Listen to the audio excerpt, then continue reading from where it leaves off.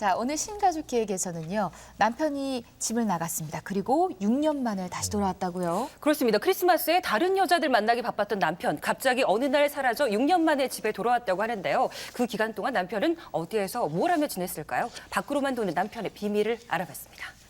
모르셔서 앞으로 살아가자고 그런 말 나한테 한 적 있어? 설명한들 무슨 소리 있겠냐. 이미 엎질러진 물이고. 되돌릴 수 없다고 말하는 남편. 아내는 끝내 이혼 소리까지 준비한 상태였는데요. 얼굴도 안 쳐다. 그래서 제가 지금 이혼하자고 쪽지까지 편지 몇 자 써가지고 쪽지까지 보기 싫어서 밥상머리에 올려놨어요. 이미 오래전에 대화가 끊긴 부부. 3개월 전부터는 각방을 쓰고 있다는데요. 신랑은 혼자 생활하면 돼요. 도대체 무엇이 이 부부를 갈라놓은 것일까요? 어렸을 때 만났어요. 19살 때 만난 것 같아요. 그래서 살다가 이제 첫 딸 낳고 둘째 임신해가지고 그때 이제 결혼식도 한 거예요. 행복한 신혼생활은 오래가지 않았다고 합니다. 아이가 임신했을 때요. 크리스마스였었어요. 그때 집하고 거리가 멀지 않은데 다방에서 놀고 안 왔어요.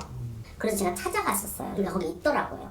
집에 와서 저를 때리고 막 임신했을 때 출산했을 때도 안 왔어요. 처음에 딸은. 옛날 생각이 나고 눈물이 나.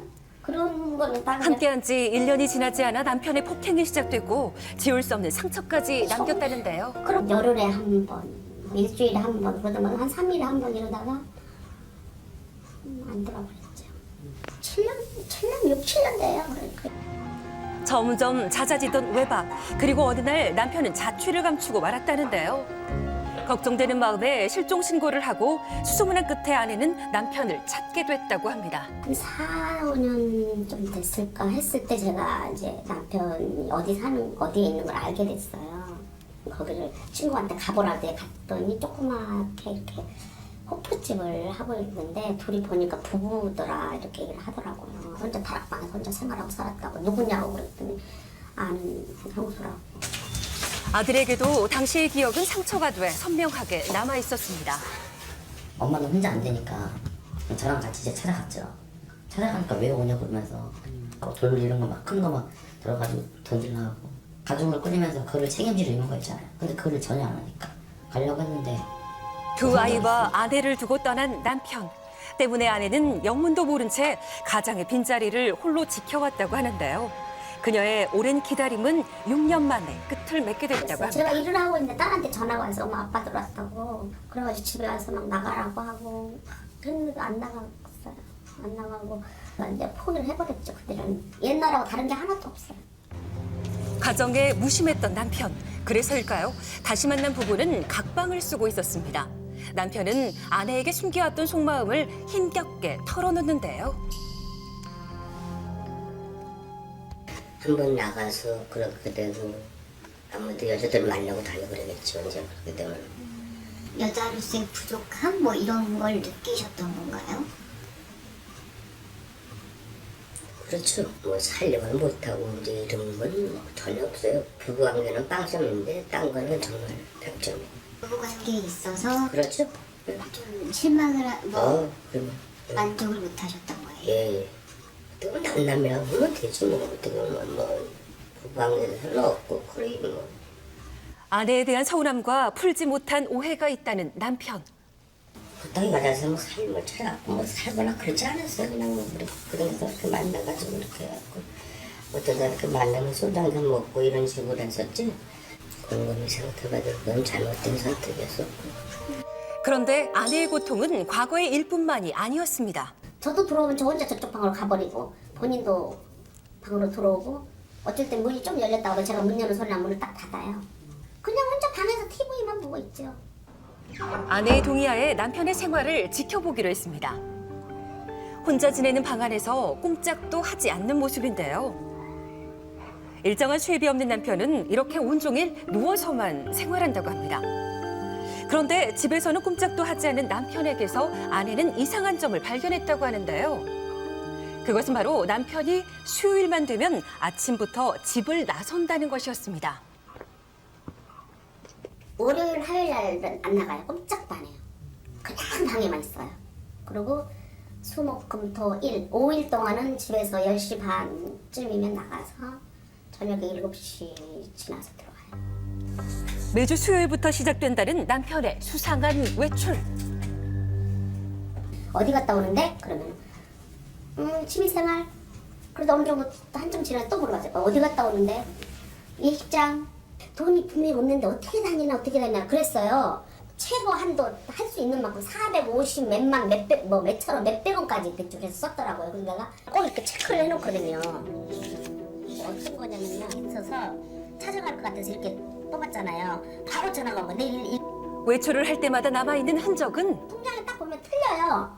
은행에서 찾은 게 아니고 딱지키 그건 뭐 또 날짜를 보면 월화가 아니거든요. 통장 속에 남아있는 남편의 흔적을 어디예요? 찾아 나선 아내. 한 건물 앞에서 걸음을 멈췄는데요. 남편이 출금을 한 곳이 바로 이 건물입니다. 하지만 아내는 발길이 쉽게 떨어지지 않습니다. 아내를 대신해 제작진이 직접 건물 안으로 들어가 봤는데요. 길게 늘어선 현금 인출기. 그 앞에서 남편의 모습을 찾을 수 있었습니다. 현금을 찾은 뒤 남편의 시선이 멈춘 곳은 다름 아닌 경륜게임 화면이었는데요. 게임이 끝나자 또다시 현금 인출기로 향하는 모습입니다. 아내는 과연 이 상황을 어떻게 받아들일까요? 없을 때보다 지금 더 힘이 들어요. 남편 없을 때 제가 아이들하고 살 때보다 지금 현재가 정신적으로 너무 힘이 들어요. 과연 남편의 속마음은 어떨까요? 직접 만나 이야기를 들어봤습니다. 저희 잠깐 말씀 좀 나눌 수 있으세요?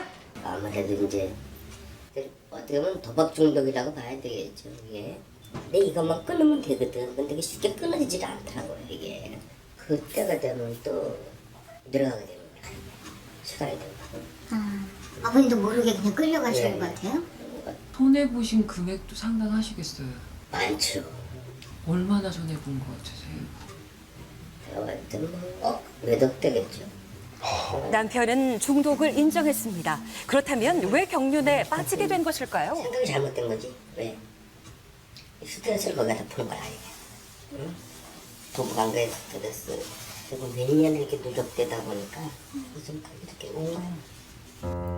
10년 동안 이어진 남편의 경륜 중독. 보고만 있을 수는 없는 상황인데요. 남편의 정확한 상태를 확인하기 위해 뇌파 검사와 심리 검사를 함께 진행해 봤습니다. 어떤 결과가 나올까요? 느끼는 납치돼서 자해를 하는 것처럼 보이시기도 하시고요. 외로움이 많이 계세요. 많이 외로우시죠? 그럼 가만히 있을 때는 굉장히 외롭고 쓸쓸하고 우울증까지 있으세요. 맞아요. 제가 너무 깜짝 놀랐습니다. 그냥 우울증이 있어. 하루도 12번 막 죽으려고 생각하는 거야. 죽고 싶은 생각이 많이 들죠. 남편에 이어 아내의 마음도 들어봤습니다. 상의를 했으면 좋겠는데 그렇게 안 하고 살았고요. 네. 그래서 제가 이제 이혼을 더 이상은 살 수가 없다는 거예요. 근데 이혼을 하려고 마음을 먹고요. 아, 그러셨구나. 네, 어떻게 하시고 싶으세요? 그렇게 해주시겠습니까? 당연히 그렇게 해야 되겠죠. 당연히 그렇게 해주시겠다고. 남편은 심리적으로 불안정한 상태에서도 아내를 그리고 가족을 위해 노력해보겠다는 뜻을 밝혔습니다. 당연히 혼자 남편의 작은 변화에 목이 메어오는 아내. 남편이 먼저 용기를 내고 옵니다. 내가 먼저 말을 한다면 다 원인은 나는 내가 100% 잘못다고 난 생각을 해.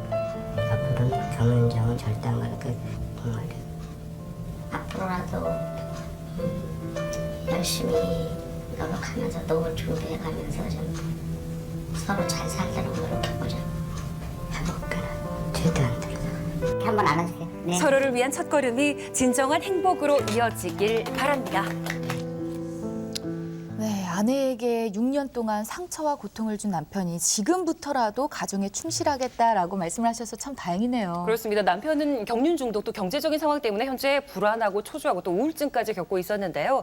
제작진이 상담센터에서 지속적인 상담을 권유했을 때 아내가 남편과 함께 받아보겠다라고 약속을 하셨고 남편 역시 자신의 잘못을 잘 알고 계셨거든요. 자신의 의지 또 가족들의 응원이 더해진다면 충분히 극복하시리라 믿습니다. 예. 정말 중독하고 우울이라고 하는 것은 동전의 양면처럼 서로 뗄래야 뗄 수 없는 것 같습니다. 이제 뭔가 한번 뒤집어 엎고 싶어서 중독 한판 뭐 승부를 내보겠다고 하시는 식으로 격륜을 시작하신 것 같은데 참 쉽지 않은 것 같습니다. 결국은 격륜 떼시고 우울증 나시고 그다음에 그 뿌리 깊은 우울증이 결국 외로움에서 근거가 된 거기 때문에 가족이 회복이 되신다고 하면은 참 견뎌나갈 수 있지 않을까 싶고요. 참 견뎌주시는 부인 대단하십니다. 응원하겠습니다. 네.